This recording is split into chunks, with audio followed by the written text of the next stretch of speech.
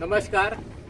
आज हम चर्चा करने वाले हैं वाराणसी के या अर्थात काशी के जडनगडन में महाराष्ट्र तथा मराठी समाज के योगदान की। हमारे साथ है वरिष्ठ पत्रकार, लेखक और चिंतक चक्रवर्ती विजय नावड़ साहब। हिंदी पत्रकारिता के क्षेत्र में काम करते हैं। दरअसल उनकी फैमिली कर्नाटक से है, लेकिन अभी पिछले कई पीढ़ियां यहाँ पे रहने के कारण वो अभी हिंदी पत्रकारिता के क्षेत्र में काम करते हैं। वो बहुत संस्थाओं के साथ जुड़े हुए हैं। वो संस्थापक है महर्षि पतंजलि कन्या गुरुकुल, अध्यक्ष है काशी योग संस्थान और काशी के क्षेत्र में, काशी नगरी के सामाजिक जीवन में बहुत सक्रिय है। लेकिन सबसे बड़ी बात है कि उन्होंने काशी के निर्माण में मराठी समाज का, महाराष्ट्र के लोगों का योगदान का बहुत गहराई में जाके अभ्यास किया हुआ है। आज हम उसी के बारे में उनके साथ बात करेंगे। चक्रवर्ती विजय नावड़ जी, आपका स्वागत है। धन्यवाद। सबसे पहले तुम ये बता दें कि काशी अनादिकाल से यहाँ मौजूद है। जैसा कि कहा जाता है कि ये शंकर के त्रिशूल पर है, ये पृथ्वी पर है ही नहीं। और काशी में जो मराठी समाज का जो योगदान रहा है, तो सन ईस्वी 1200 के आसपास संत ज्ञानेश्वर काशी आए थे और संत ज्ञानेश्वर के आगमन के पश्चात काशी में मराठी भाषी लोग बसना शुरू हुए और उसके बाद से ही लगातार मराठी भाषी महाराष्ट्र के विभिन्न जिलों से आकर के यहाँ पर रह रहे थे और उनको काशी इतनी प्रिय लगी कि वो काशी के ही वासी हो गए। आज काशी में लगभग 1000 परिवार महाराष्ट्र से आकर के यहाँ रह रहे हैं और विभिन्न व्यापार वगैरह सब कर रहे हैं और काशी में प्रमुखता से काशी के निर्माण में अपना योगदान कर रहे हैं। आप वीर मराठा किताब लेखन में संपादित कर रहे हैं और वीर मराठा की जब हम बात करते हैं तो सबसे पहले नाम आता है छत्रपति शिवाजी महाराज का। ये मुझे भी जानकारी नहीं थी कि आगरा से पलायन करने के बाद छत्रपति शिवाजी महाराज काशी में आकर रहे थे और उनका जो काशी के साथ रिश्ता है उसके बारे में आप क्या कहेंगे? छत्रपति शिवाजी महाराज का काशी से बहुत ही गहरा रिश्ता रहा है।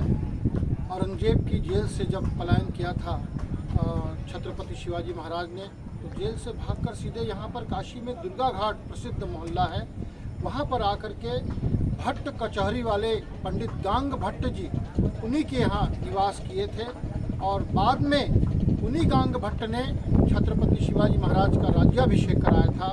एक बहुत ही गहरा नाता छत्रपति शिवाजी का मराठा साम्राज्य का काशी से रहा है। कितना टाइम वो काशी में थे जब भी वो महाराष्ट्र में जाने से पहले? काशी में इसका कोई बहुत बड़ा इतिहास तो नहीं मिलता है, लेकिन फिर भी एक हमको लगता है काफ़ी अरसे रहे यहाँ पर।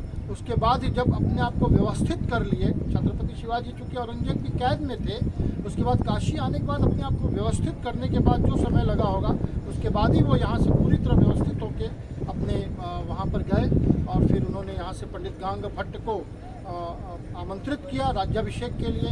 और उस समय ऐसी परिस्थिति थी कि मुगलों का शासन होने के चलते चारों तरफ भय का वातावरण था और काशी के कोई पंडित जाना नहीं चाहते थे राज्याभिषेक के लिए। लेकिन पंडित गांग भट्ट ने जा करके मुगलों के विपरीत जा करके छत्रपति शिवाजी का राज्याभिषेक कराया। ये बहुत ही बड़ी बात है। छत्रपति शिवाजी महाराज के पश्चात खास करके मराठा साम्राज्य में जब भी पेशवाई थी, तभी अलग अलग पेशवाओं का भी काशी के साथ रिश्ता रह चुका है। उसके बारे में आप बताइए। पुण्यश्लोक अहिल्या देवी होळकर जी के बारे में एक अलग से सवाल पूछूंगा, लेकिन अलग अलग पेशवाओं का और मराठा सरदारों का काशी के साथ क्या रिश्ता रह चुका है? मराठा साम्राज्य के जितने भी अधिपति रहे हैं उनका काशी से बहुत गहरा नाता रहा है। खास करके बाजीराव पेशवा द्वितीय ने यहाँ पर बहुत सारे योगदान किए हैं। काल भैरव मंदिर के निर्माण में उनका महत्वपूर्ण योगदान है और 1857 के गदर के तात्या टोपे, उन्होंने आकर के यहाँ पर दुर्गा घाट स्थापित किया। बहुत सारा निर्माण कार्य उन लोग के द्वारा हुआ। साथ ही जितने भी भोसले, श्रीमंत भोसले रहे और तमाम सिंधिया परिवार, सभी का यहाँ काशी के घाटों पर, मंदिरों पर बहुत बड़ा योगदान रहा है, जिसके बारे में विस्तार से हम लोग वीर मराठा पुस्तक, जो कि काशी मराठा समाज द्वारा प्रकाशित हो रही है, उसमें हम लोग इन सारे विषयों को ले रहे हैं। जब हम काशी विश्वनाथ मंदिर की बात करते हैं तो महारानी पुण्यश्लोक अहिल्या देवी होलकर जी का नाम उससे जुड़ा हुआ है।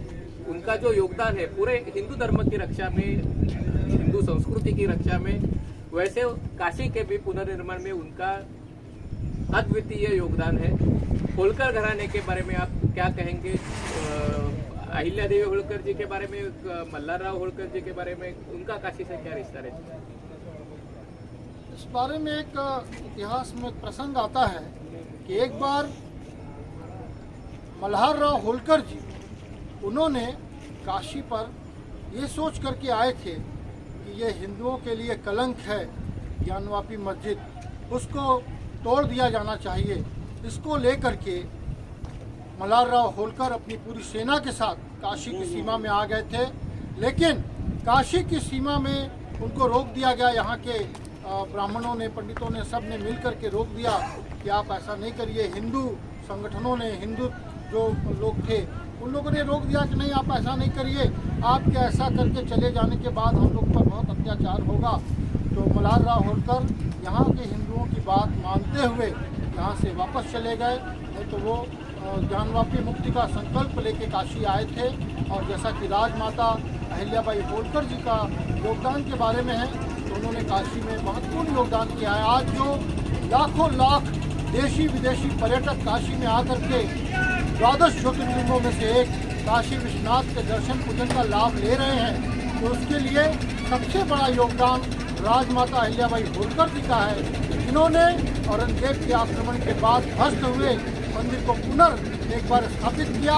और आज जो भव्य मंदिर आप देख रहे हैं, उसके बाद ही पंजाब के महाराजा रणजीत सिंह ने उसके ऊपर सोना चढ़वाया।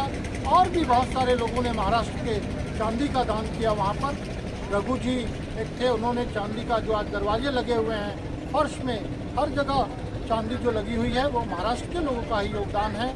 और राजमाता अहिल्याबाई होलकर के समस्त काशीवासी ऋणी हैं, जिन्होंने काशी में इतना भव्य मंदिर दिया, जिसका लाभ आज संपूर्ण विश्व की जनता आकर के ले रही है। धन्यवाद। ये सुनकर बहुत अच्छा लगा, क्योंकि मुझे ताज्जुब होता है कि महाराष्ट्र में रहने के बावजूद ये सब इतिहास हमें सिखाया नहीं जाता, हमें पता नहीं रहता है। लेकिन ये इतिहास आपने काशी में रहकर संग्रहित करके रखा है। आज की जो काशी है, उसमें अहिल्या देवी होलकर के क्या एक काशी विश्वनाथ का मंदिर है, वैसे ये घाट भी है, उनके कुछ घाट है और घाट पे भी मंदिर है। उनके बारे में आप, उनका क्या ये दर्शन किया जा सकता है? काशी का प्राचीन दशाश्वमेध घाट है, उसके बदले में, उसके ठीक बगल में अहिल्याबाई घाट है, और वहाँ भव्य उनका एक मंदिर उन्होंने, और बिल्कुल काशी विश्वनाथ मंदिर की हूबहू प्रतिकृति वहाँ पर बनाई थी। वो भी मंदिर है, वहाँ भी लोग दर्शन करते ही हैं। ठीक है।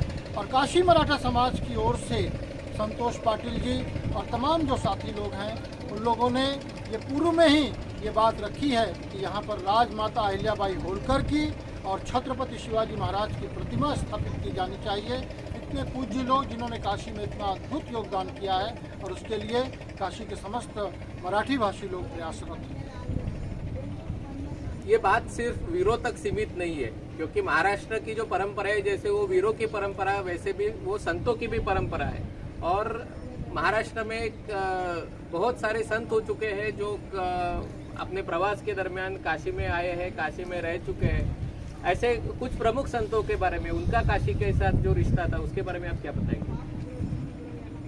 जैसा कि मैंने पूर्व में कहा कि संत ज्ञानेश्वर सबसे पहले आए थे, और उसके बाद बहुत सारे संत काशी में आए। संत नामदेव आए, शिवाजी के गुरु छत्रपति शिवाजी के गुरु समर्थ गुरु रामदास यहाँ काशी में आए, वो भी एक महान संत ही थे। और साथ में जिन्होंने नाथ भागवत और रुक्मिणी स्वयंवर की रचना की, संत एकनाथ जी महाराज, तो उनका भी काशी में काफ़ी प्रवास रहा और उन्होंने इतनी सुंदर रचना काशी में की जिसका लाभ आज समस्त लोग लाभ ले रहे हैं। लोक कल्याण के लिए उन्होंने ये रचना की थी।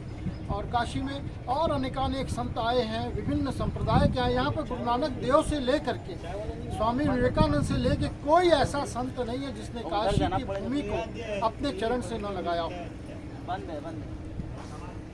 ये बहुत अद्भुत है। लेकिन आज जो पर्यटक देश भर से आते हैं, महाराष्ट्र भर से आते हैं, उनको ये काशी के बारे में ये सब जानकारी होनी चाहिए। इसके लिए जो आप प्रयास कर रहे हैं, आप एक पुस्तक लिख रहे हैं, उसके लिए आपका बहुत बहुत धन्यवाद। लेकिन इसके अलावा ये सब इतिहास लोगों के स्मरण में रहे, इसलिए और क्या प्रयास होने चाहिए और वो कैसे किए जा सकते हैं, इसके बारे में आप क्या कहेंगे? ये प्रयास सरकारी स्तर पर होने चाहिए। पूर्व में उत्तर प्रदेश और महाराष्ट्र के बीच समन्वय के रूप में पूर्व जो हमारे माननीय राज्यपाल थे राम नाईक जी ने काफ़ी प्रयास किया था और उत्तर प्रदेश दिवस और महाराष्ट्र दिवस दोनों राज्य सरकारों के सहमति से, समन्वय से मनाया गया था। और इन्हीं दोनों राज्य सरकारों की सहमति और समन्वय से एक दूसरे के पर्यटन को बढ़ावा दिया जा सकता है।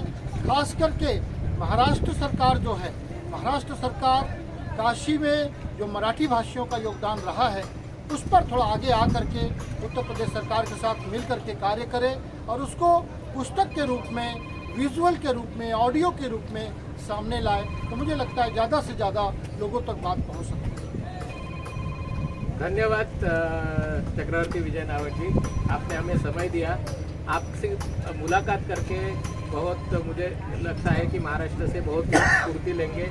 और आप ये जो प्रयास कर रहे हैं वो जैसे ये एक राम सेतु बनाने के लिए एक आपने एक इनिशिएटिव लिया है, बहुत सारे लोगों की इसमें सहायता है और ये सब सहायता होके ये सब हम आगे लेके जा सकेंगे। इसमें महाराष्ट्र सरकार, उत्तर प्रदेश सरकार और अन्य संस्थाएं भी इसमें अपना सहयोग करेंगे।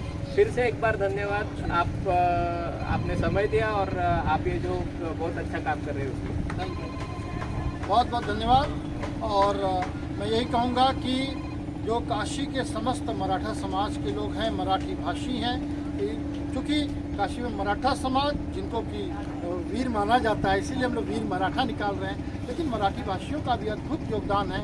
बड़े बड़े विद्वान पत्रकार काशी में हुए हैं और एक बड़ी लंबी परंपरा है, वैदिक परंपरा है, शास्त्रीय परंपरा है जो कि काशी में अभी भी रह रहे हैं। बड़े बड़े विद्वान काशी में हुए हैं और एक से एक बड़ी बड़ी रचनाएं की हैं, पुराणों पर तमाम लोग यहाँ मौजूद हैं। तो इस पर सब कुछ संग्रहित करके हम लोग इसको लाने का प्रयास कर रहे हैं और हम लोग चाहते हैं कि इस पर सरकारी स्तर पर भी काम हो।